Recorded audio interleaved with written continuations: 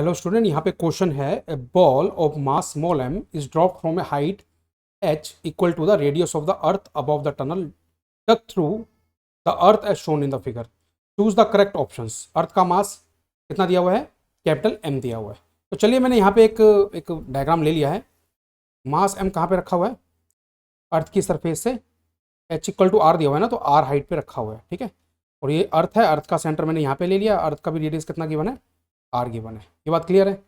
अब यहाँ पे हमें क्या देखना है? देखो, जहां से पार्टिकल को छोड़ा गया उस पॉइंट को मैं ए ले लेता हूं और अर्थ के सेंटर को मैं बी कंसिडर कर लेता हूं। ठीक है, अब ध्यान से समझिएगा।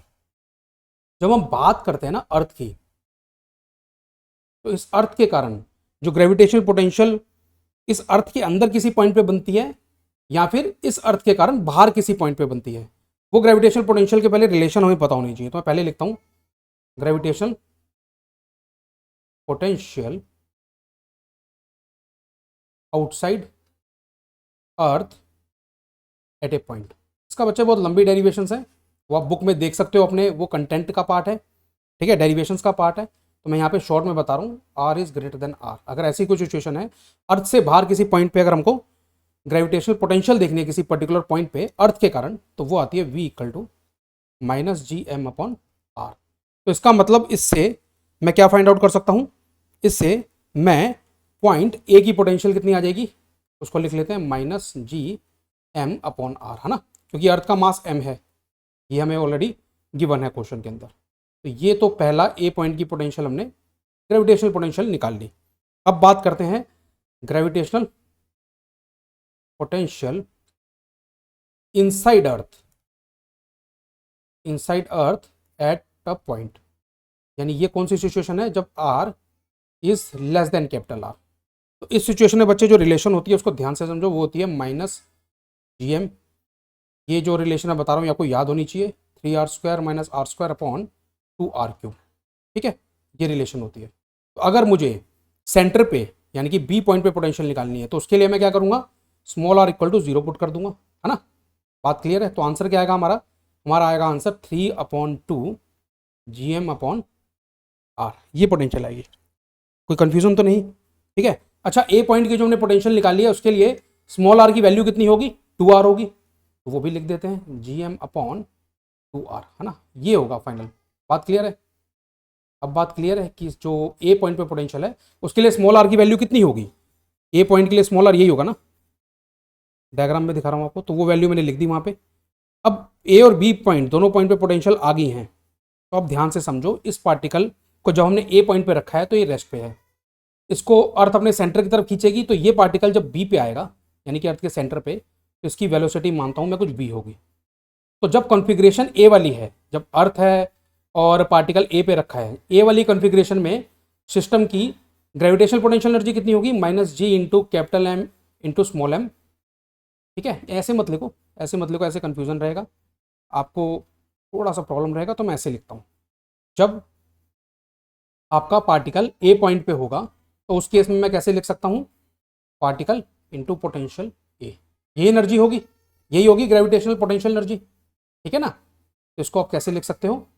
इसको आप लिख सकते हो minus M G M upon 2r। कैसे किया? वी ए की वैल्यू मैंने पुट कर दी यहाँ से। ठीक है, तो जब कन्फिग्रेशन ए वाली है तो सिस्टम की पोटेंशियल एनर्जी कितनी है? तो प्रॉपरली लिखते हैं G into capital M into small M upon 2r। ठीक है, ये आ गई फर्स्ट इक्वेशन। जब पार्टिकल बी पे पहुंचता है उस केस में एक पार्टिकल की काइनेटिक एनर्जी होगी। ठीक है, और कौन सी एनर्जी होगी? Plus M into V B. तो कैसे लिख सकते हैं आप? Half M B square, half M B square minus V B की वैल्यू पुट करूंगा 3/2 G into capital M into small M upon R. ये हो जाएगी सेकेंड इक्वेशन। अब हम ऑलरेडी जानते हैं पूरा का पूरे सिस्टम में क्या है, gravitational field, gravitational forces exist करते हैं और ये सारे कंजर्वेटिव होते हैं नेचर में। तो हम एनर्जी बैलेंस लगा सकते हैं यहाँ पे। तो मैं यहाँ पे एनर्जी बैलेंस अप्लाई करता हूँ। कैसे? इक्वेशन 1 और इक्वेशन 2 को इक्वेट करके। इक्वेशन 1 में कितनी एनर्जी आई है? G M M upon 2r, that is equal to half second equation minus 3/2 V capital M small M upon R. बात क्लियर है। एम बी स्क्वायर अपॉन 2 कितना आ जाएगा? ये आ जाएगा 3/2 माइनस 1/2 G capital M small M upon R, ठीक है। और ये आ जाएगा mv² upon 2 equal to G capital M small M upon R. Small M से स्मॉल एम आपका कैंसिल आउट हो जाएगा, वी का आंसर कितना आ जाएगा √2 GM/r। ये वेलोसिटी कब होगी, जब वो पार्टिकल अर्थ के सेंटर पे होगा। तो इससे हमें एक बात क्लियर होती है, मार्क कर रहा हूं मैं ऑप्शन, ऑप्शन नंबर डी जो है वो करेक्ट ऑप्शन है ना। ये देखो ये आंसर आया ना हमारा, यही आया। तो ये तो हमें क्लियर है। अब इसके आगे सोचना स्टार्ट करते हैं। ए बी और सी ऑप्शन अगर हमें चेक करने हैं तो हम उसके लिए क्या कर सकते हैं, ये हमें आगे चेक करना है। तो नेक्स्ट पेज पे चलते हैं और नेक्स्ट पेज पे आगे का जो कंटेंट है उसको हम सॉल्व करते हैं। चलिए ये रहा। तो यहाँ पे थोड़ा सा डायग्राम दोबारा देखते हैं। ये पॉइंट बी हो गया, यहाँ पे कहीं कहीं पे ऊपर पॉइंट ए ले लेते हैं। पार्टिकल ए पॉइंट से छोड़ा गया है, ये बात बिल्कुल क्लियर है। तो ये भी आर है ना, ये भी आर है। अर्थ का मास m है। ये सब कंटेंट तो हमें पहले से पता था, फिर भी हमने लिख दिया, ठीक है। अब अगर मैं बात करूं, अगर पार्टिकल जब ए पे है, जब पार्टिकल ए पे है तो ए पे जो आपकी अर्थ के मास m के कारण जो ग्रेविटेशनल फील्ड बन रही होगी वो कितनी होगी, फील्ड एट ए कितनी होगी, वो होगी -gm अपॉन r²। बात क्लियर है, इतनी होगी ना। ए पे या किसी भी पॉइंट पे आउटसाइड मैं बात कर रहा हूं, एग्जैक्ट ए पॉइंट नहीं लेते। अगर हम एग्जैक्ट ए पॉइंट लेंगे तो फिर आप कहोगे सर 2r वैल्यू पुट करो, नहीं, मैं बात करता हूं किसी पॉइंट की जो आउटसाइड है ना। पॉइंट आउटसाइड अर्थ, यानी कि जब मैं आर की वैल्यू कैपिटल आर से बड़ी लेता हूं तो किसी भी पर्टिकुलर पॉइंट पे जो ग्रेविटेशनल फील्ड बन रही होगी अर्थ के कारण वो बनेगी -gm अपॉन कितनी बनेगी, r² बनेगी। बात क्लियर है। तो मैं मान लेता हूं बाहर कहीं पे पार्टिकल यहां पे है, एग्जैक्ट ए नहीं लेके चलते, ठीक है, क्योंकि एग्जैक्ट ए नहीं लेके चल रहे, कोई एक पॉइंट लेके चल रहे हैं यहाँ पे कहीं पे पॉइंट ले लिया, ठीक है। बात क्लियर है। अब ये कौन सी सिचुएशन है, जब पार्टिकल ए से नीचे आ रहा था तो यहाँ पे कहीं पे स्मॉल आर मैंने डिस्टेंस ले लिया इसका सेंटर से, यहाँ पे कहीं पे जो इलेक्ट्रिक फील्ड बन रही है अर्थ के कारण वो -gm अपॉन r² बन रही है, ठीक है। तो इस पर्टिकुलर पॉइंट पे जो फोर्स लग रहा होगा उस पार्टिकल पे, मास m का पार्टिकल है, उस पर जो फोर्स लग रहा होगा वो कितना होगा, वो होगा उस पार्टिकल का मास इनटू इलेक्ट्रिक फील्ड, और सॉरी ग्रेविटेशनल फील्ड है ना। कैपिटल ई से लिखते हैं तो कंफ्यूजन रहता है। E is here nothing but gravitational field due to earth, है ना। तो इसको कैसे, क्या आंसर आएगा यहाँ पे, -g into capital M into small M upon r² आएगा। ये बात क्लियर है, ठीक है, ये बात क्लियर है। अब यहाँ पे अगर मैं कैपिटल एम की वैल्यू देखूँ अर्थ की तो वो क्या आएगी, डेंसिटी इंटू 4/3 पाई r³। अगर उसको मैं पुट कर भी देता हूँ, बेसिकली ये कॉन्स्टेंट आ रही है, अर्थ का मास जो आ रहा है वो कॉन्स्टेंट आ रहा है ना, कॉन्स्टेंट ही होगा, ठीक है। तो यहाँ पे मुझे ये बात पता चलती है कि F इन्वर्सली प्रोपोर्शनल आ रहा है 1/r²। F इन्वर्सली प्रोपोर्शनल क्या आ रहा है, 1/r²। तो आउटसाइड अगर पार्टिकल है अर्थ के तो उस केस में तो SHM पॉसिबल नहीं है, क्योंकि SHM की कंडीशन क्या होती है, F is proportional to R। ये बात क्लियर है, ये बात क्लियर है, ठीक है ना। जनरल इक्वेशन क्या होती है, F इक्वल टू -kx लेते थे ना हम, ठीक है। अब x इस केस में हम यहाँ पे क्या ले रहे हैं, r, तो kr हो गया। तो हम कह सकते हैं ना, जैसे ही पार्टिकल अपने मीन पोजीशन से बिल्कुल दूर है, ठीक है, तो उस केस में जो फोर्स है वो बढ़ता रहता है। और एक्सट्रीम पोजीशन में, सिंपल हार्मोनिक मोशन में एक्सट्रीम पोजीशन में फोर्स क्या हो जाता है, मैक्सिमम हो जाता है, क्योंकि आर या एक्स की वैल्यू मैक्सिमम हो जाती है। बट ऐसा कुछ आ नहीं रहा यहाँ पे, ठीक है, ऐसा कुछ आ नहीं रहा। तो आउटसाइड, आउटसाइड अर्थ SHM नहीं हो रहा है, ये बात क्लियर है। तो मैं लिख देता हूँ यहाँ पे, outside earth particle is not performing SHM, that is simple harmonic motion. ये बात तो बिल्कुल क्लियर है। इनसाइड के लिए देख लें, तो पार्टिकल अंदर पहुंच जाता है। मान लो पार्टिकल, अब मैं इसी डायग्राम बना रहा हूं, ध्यान से देखो, पार्टिकल अंदर है कहीं पे, मास m है, ठीक है। और ये इस केस में r में क्या ले लूंगा, पिछला वाला r हटा देते हैं, आउटसाइड वाला हटा देते हैं ताकि कोई कंफ्यूजन आपको ना हो, वो सारी सिचुएशन हटा देते हैं। पार्टिकल अब इनसाइड है ना, तो लिख देते हैं यहाँ पे पार्टिकल इनसाइड अर्थ। ये केस जब हम डिस्कस करेंगे यहाँ पे, that is r is less than r, ठीक है। तो पार्टिकल अंदर है, उसका यहाँ से जो सेपरेशन है वो स्मॉल आर ले लिया। ये बात क्लियर है। अब यहाँ पे हमें पता है कि हम अर्थ को दो पार्ट में डिवाइड कर सकते हैं इस तरीके से।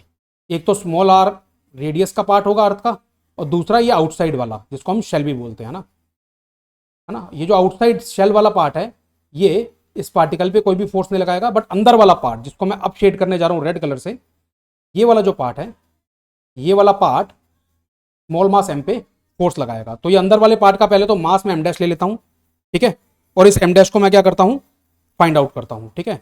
तो एम डैश क्या आएगा, डेंसिटी इंटू वॉल्यूम, वॉल्यूम क्या होगा 4/3 पाई आर क्यूब, ठीक है। ये कितना आ जाएगा 4/3 पाई आर क्यूब। यहां तक क्लियर है, ठीक है। तो अब यहां तक हमारा आ गया एम डैश कितना आ गया, pi into 4/3 pi R cube आ गया यहाँ पे। अब क्या करना है, बिल्कुल सिंपल सा केस हो गया। इनसाइड के लिए केस कैसा हो गया, देखो यहाँ पे एक रेडियस आर है ना, मास एम डैश है, और उसकी सरफेस पे एक स्मॉल मास एम रखा हुआ है। तो कितना फोर्स लगेगा इस केस में, बहुत ही सिंपल केस है। मैं इस फोर्स को लिखता हूँ, फोर्स कितना आ जाएगा, G into M dash into M upon R square, ये लिख सकते हैं, ठीक है, लिख सकते हैं। चलिए इसको लिखता हूँ G M upon R square, और एम डैश कितना आ जाएगा, एम डैश की वैल्यू मैं यहाँ से पुट करता हूँ, तो आ जाएगा density into 4/3 pi R cube. Cancel out हो गया। यहाँ पे आपका जो फोर्स है वो आर के प्रोपोर्शनल आ रहा है। तो इनसाइड अर्थ अगर पार्टिकल है तो वो एसएचएम परफॉर्म करेगा। बात क्लियर है। आउटसाइड अर्थ एसएचएम नहीं परफॉर्म करेगा पार्टिकल, इनसाइड अर्थ करेगा, ठीक है। तो इसका मतलब हम ये नहीं कह सकते कि पूरा एसएचएम है। ये बात क्लियर है। तो बी पार्ट तो गलत है, particle will execute simple harmonic motion, ऐसा कुछ नहीं है। आउटसाइड तो नहीं कर रहा है, इनसाइड कर रहा है, तो हम इसको पूरा एसएचएम मोशन नहीं कह सकते हैं। अब बात करते हैं पार्ट सी की, motion of the particle is periodic. ये बात बिल्कुल ठीक है स्टूडेंट्स, यहाँ पे ये बात बिल्कुल ठीक है कि पार्टिकल का मोशन क्या होगा, पीरियोडिक होगा। अब आप बोलोगे सर कैसे, देखो सबसे पहले मैं थोड़ा सा डायग्राम के अंदर ही स्पेस बनाया जाए और आपको समझाया जाए कि एग्जैक्टली एसएचएम कैसे होगा, है ना। चलिए ध्यान से समझिएगा, बहुत ही सिंपल कॉन्सेप्ट है, बहुत ही कॉमन सेंस वाली बात है यहाँ पे कि क्यों यहाँ पे पार्टिकल पीरियोडिक मोशन करेगा। ये बातों में क्लियर है यहाँ पे कि एनर्जी कंजर्वेशन तो लगेगा ही लगेगा, है ना। जब भी हम बात करते हैं यहाँ पे तो पार्टिकल पे एनर्जी कंजर्वेशन तो लगने ही वाला है, ठीक है। अब देखो ध्यान से, पार्टिकल यहाँ पे है तो उस पर सेंटर की तरफ फोर्स लगता रहेगा, पार्टिकल की वेलोसिटी इंक्रीज करती रहेगी, और पार्टिकल जब यहाँ पे पहुंचेगा तो वो वेलोसिटी हमने ऑलरेडी निकाली हुई है, ठीक है, यहाँ पे आके इस तरीके से, ठीक है। जब पार्टिकल सेंटर, जो अर्थ का सेंटर पॉइंट बी है, उससे जब आगे जाएगा तो बी पीछे की तरफ फोर्स लगाएगा। यहाँ ये कह सकते हैं कि अर्थ जो है वो अपने सेंटर की तरफ फोर्स लगाएगी। तो यहां से ए से लेके बी तक, ए से बी तक तो पार्टिकल की क्या हुई है, एक्सेलरेशन हुई है, पार्टिकल एक्सेलरेट किया है ना। बी से आगे, बी से आगे पार्टिकल की वेलोसिटी ऐसे है बट फोर्स ऐसे है, ठीक है। ए से बी तक कैसे था, पार्टिकल की वेलोसिटी भी इसी तरफ थी और फोर्स भी इसी तरफ था, तो पार्टिकल एक्सेलरेट कर रहा था। बी से आगे जब जाएगा पार्टिकल तो वेलोसिटी डाउनवर्ड है, फोर्स सेंटर की तरफ है, ठीक है। तो वेलोसिटी क्या करेगी, डिक्रीज करना स्टार्ट करेगी। बट अब एनर्जी कंजर्वेशन है तो पार्टिकल दूसरी साइड में भी अर्थ से कितनी सरफेस पे जाएगा, अर्थ की सरफेस से कितने डिस्टेंस पे, आर डिस्टेंस पे, और यहां पे आगे पार्टिकल की वेलोसिटी जीरो हो जाएगी। ये बात क्लियर है। यहां पे आगे पार्टिकल की वेलोसिटी जीरो हो जाएगी, फिर पार्टिकल बैक साइड में भागेगा, ठीक है। तो इस तरीके से हम कह सकते हैं, अगर मैं ये बॉटम पॉइंट जो यहाँ पे लिए हैं जहाँ पे वेलोसिटी जीरो होती है, इसको मैं सी ले लेता हूँ, तो पार्टिकल कैसे मूव कर रहा है, A to B and then B to C, है ना। ए टू बी मूव करता है, एक्सेलरेट करता है, बी टू सी फिर रिटार्ड करता है, फिर सी टू बी एक्सेलरेट करेगा, फिर बी टू ए रिटार्ड करेगा, एंड सो ऑन। हम ऑलरेडी प्रूव कर चुके हैं कि ये सिंपल हार्मोनिक मोशन नहीं है, बट ये पीरियोडिक तो है ना। ये जो कंडीशन है ये पीरियोडिक मोशन की तो है ना, इसमें तो कोई डाउट नहीं है ना आपको, ठीक है। तो अगर ये पीरियोडिक मोशन की है, ठीक है, तो इस केस में हम कह सकते हैं कि motion of the particle is periodic. Option number C, option number C, motion of the particle is periodic. Periodic मतलब to and fro motion. SHM उसका एक पार्ट होता है, पीरियोडिक मोशन का एक पार्ट होता है एसएचएम। तो एसएचएम तो नहीं है एग्जैक्टली ये, बट ये पीरियोडिक मोशन है। तो ऑप्शन सी भी करेक्ट है।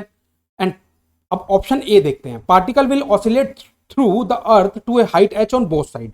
ये बात बिल्कुल सही है, ये मैंने ऑलरेडी प्रूव कर दिया ना। देखो एच इक्वल टू आर लेके चल रहे थे ना हम, तो कोई कंफ्यूजन तो होना ही नहीं चाहिए। तो अब आप बी से सी का जो डिस्टेंस देखोगे, देखो ए से बी का जो सेपरेशन है, मैं यहाँ पे लिखता हूँ डायग्राम में, यहीं पे साइड में देखो, ए टू बी का सेपरेशन कितना है, 2r है, और बी टू सी भी सेपरेशन 2r ही होगा। वो डायग्राम से भी मैंने आपको प्रूव किया और यहाँ पे भी मैं आपको प्रूव कर सकता हूँ। ये बात क्लियर है, particle will oscillate through the earth to a height h on both side. तो एक साइड से छोड़ा था और दूसरे साइड पे भी वो h हाइट तक जा रहा है। देखो यहाँ लिख देता हूँ मैं, h और r इक्वल है ना, तो कोई कंफ्यूजन नहीं। यहाँ पे भी h लिया था हमने सरफेस से। तो आई होप आपको क्लियर है, ऑप्शन नंबर ए भी करेक्ट है। Option number A is also correct. So कौन से करेक्ट ऑप्शन है या करेक्ट आंसर है यहाँ पे, option number A, option number C and option number D. So I hope I have answered your question. Thank you very much.